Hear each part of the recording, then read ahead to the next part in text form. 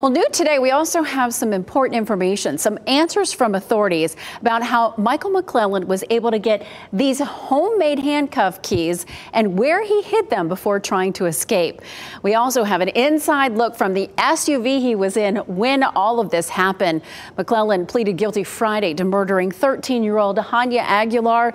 Today, we asked the North Carolina Department of Corrections and Robeson County Sheriff how McLellan was able to try to get away and how they were able to prepare for escape attempts. WRAL's Chelsea Donovan is live now with those answers tonight. Chelsea?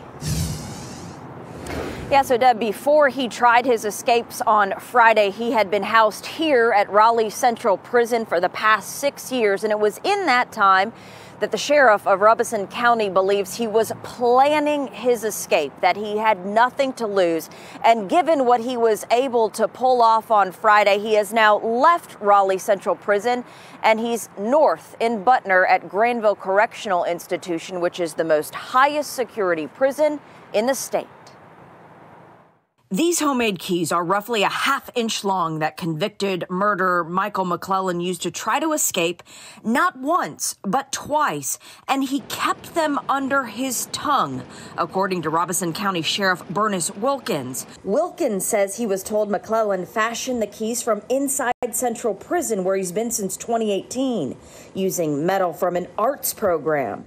The NCDAC would not confirm that, but I asked if he went through a metal detector when leaving. Given what the contraband looked like, what items do these inmates have access to? The NCDAC told me they don't know if the homemade key was fashioned from metal. Plastic sporks are provided for eating in the prison system.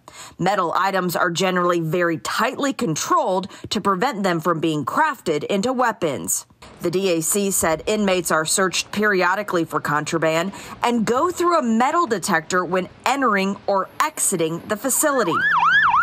Robeson County deputies transported McLellan in this SUV Friday morning down to Robeson County. That's when they say he tried his first escape, getting his leg chains off.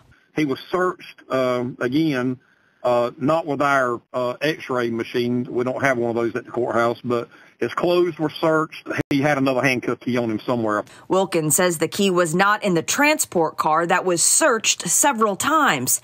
After he pled guilty to the murder of Hania Aguilar, he tried his second escape on I-40. These are pictures of what the SUV looked like he was riding in. He used a key less than a half an inch in size to free himself, then opened a plexiglass window to grab a gun from a deputy's holster. Sheriff Wilkins says his team will use this to work on changing prison transport protocols. He says in this situation, it would have been a better option to monitor him from a camera view during transport. We plan to soon look over transport options, especially for known violent offenders.